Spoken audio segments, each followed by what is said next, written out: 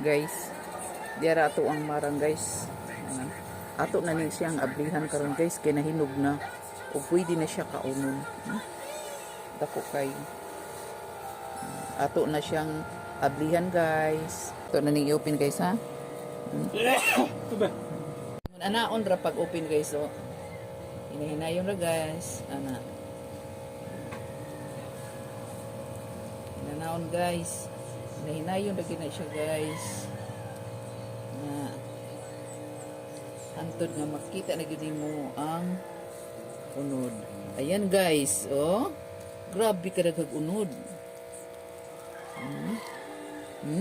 Wow, sarap. Oh. Ano siya guys? Oh.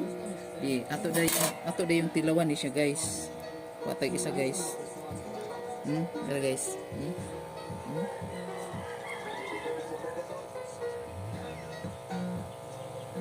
Tamis kay guys. Manila iso guys. Ali. Count ang mga guys.